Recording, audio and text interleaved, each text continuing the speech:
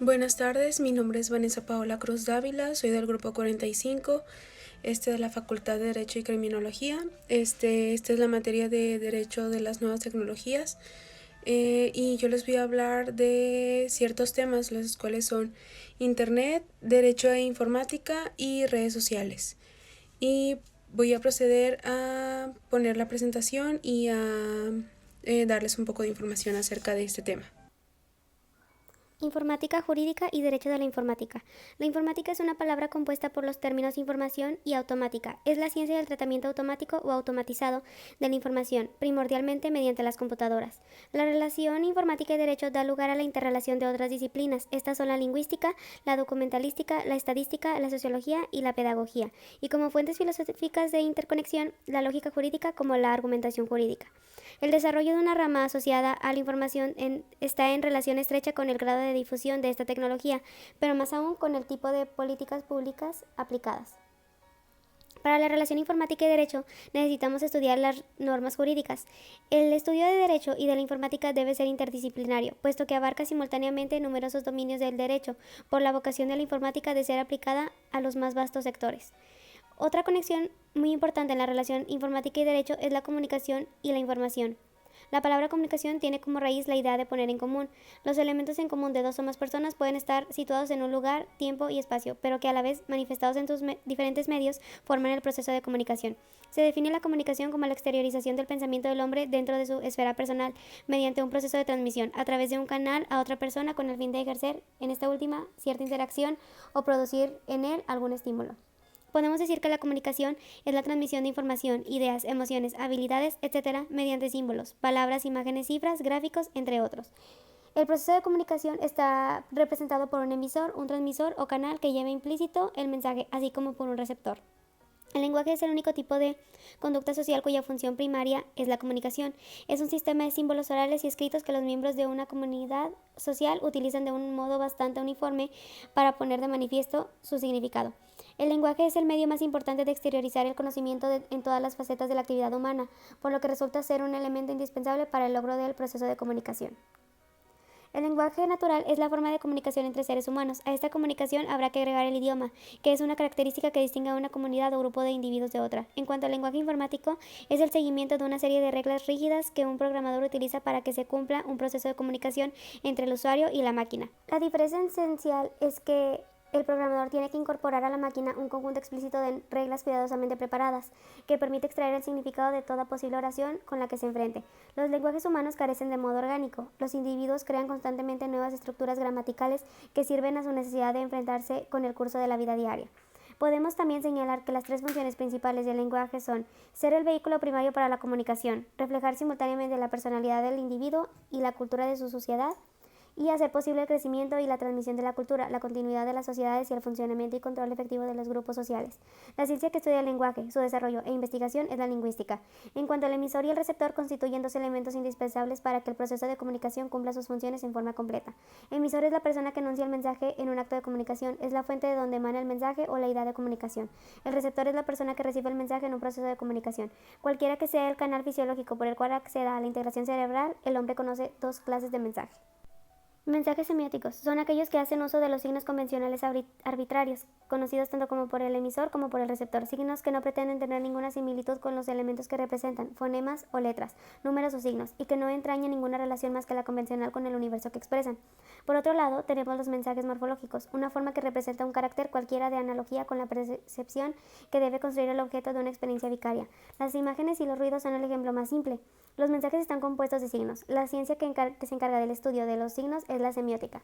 Morris divide la semiótica en tres áreas: la pragmática, la sintaxis y la semántica.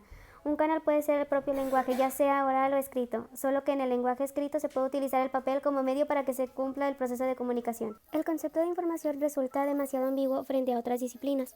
La información estudia la exteriorización del pensamiento humano.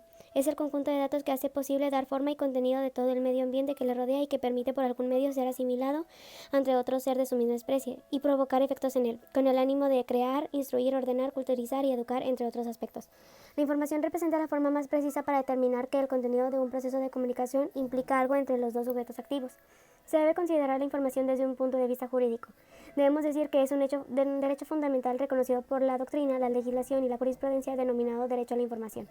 El derecho a la información es reconocido como un derecho mixto, individual y social, que contiene efectos dirigidos a diversos ámbitos. La palabra derecho tiene varios sentidos.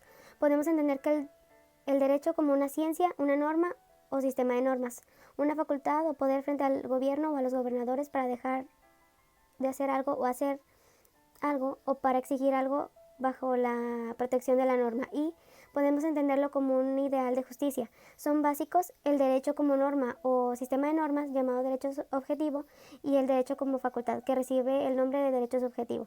El derecho a la información es un derecho difuso o de interés difuso. Los derechos difusos son aquellos que no pertenecen a ningún grupo y carecen de representación, tutelan valores estéticos, artísticos, culturales, etc., e implican una participación solidaria del Estado y de los particulares para defenderlos y preservarlos.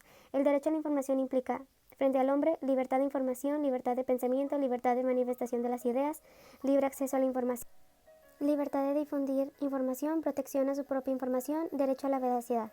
Frente al Estado, el reconocimiento al derecho de la información, la necesidad de reconocimiento y creación de un derecho de la información, la creación de un ombudsman de los medios de comunicación, y frente al derecho a la intimidad, identidad personal, determinación de tipo de información, ya sea pública o política, económica o social, así como la privada, como lo son los datos personales, la circunscripción del derecho a la información conforme a los efectos de los derechos de terceros, restricciones del derecho a la información en contra de la moral, los derechos de terceros, perturbación del orden público o la provocación de algún delito, aseguramiento del derecho del gobernado a tener acceso a la información pública, garantizar al individuo como tal y a la sociedad la obligación de la autoridad de informar determinado qué y cómo efectuarlo. La informática parte del estudio de las computadoras, de sus principios básicos y de su utilización. Comprende materias tales como programación, estructura de la información, ingeniería del software, lenguajes de programación, hardware, arquitectura de las computadoras, entre otras. Es un instrumento de apoyo para el desarrollo de la propia cibernética e implica un sistema en el que siempre habrá relación entre las partes que lo integran. Derecho a la informática. Se puede conceptualizar el derecho de la informática como el conjunto de normas jurídicas que regulan la creación, desarrollo, uso, aplicación de la informática o los problemas que se deriven de la misma en la que exista algún bien que es o deba ser tutelado jurídicamente por las propias normas. Informática y documentación jurídica. La palabra cibernética proviene del griego kibernetes, que significa arte del piloto o timonel. También de ella deriva el vocablo gobierno. La cibernética pretende hacer extensivos sus conceptos a otras disciplinas. Ha sido considerada como puente entre las ciencias, el punto de conexión entre los mundos tecnológicos y humanos.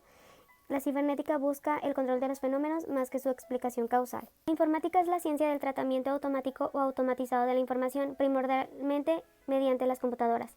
La cibernética se ocupa de los fenómenos de control y comunicación, o sea, en el diseño y construcción de máquinas, y desenfoca los problemas de la inteligencia artificial. La informática se centra en las cuestiones de tratamiento, representación y manejo automático de la información. La sociedad de la información es el resultado de un vasto y complejo proceso de transformación de las ciudades industriales.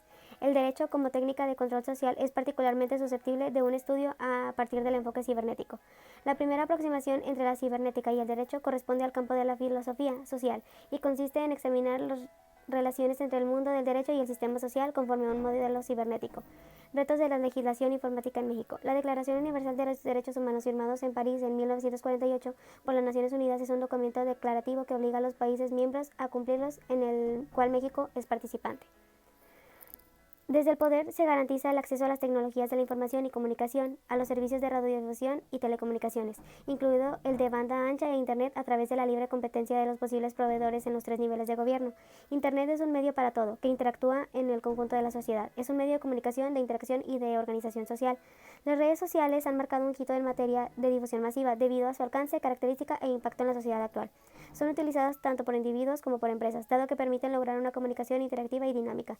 Durante los últimos años han surgido muchos tipos de redes sociales, tanto en el ámbito social o general como en el corporativo, para efectos de negocios o bien en temas específicos de interés de grupos o segmentos determinados. Sin embargo, el objetivo común que se cumple en el tanto se logra una comunicación fluida y eficaz con grupos específicos de interés, incluyendo esto desde la posibilidad de atender la necesidad de pertenencia social hasta facilitar la proyección y posicionamiento de empresas, bienes, servicios o incluso para ser utilizadas en campañas políticas. Algunas de las redes sociales más utilizadas son WhatsApp, Facebook, Instagram, Messenger, TikTok, Discord, Telegram, LinkedIn y Twitter.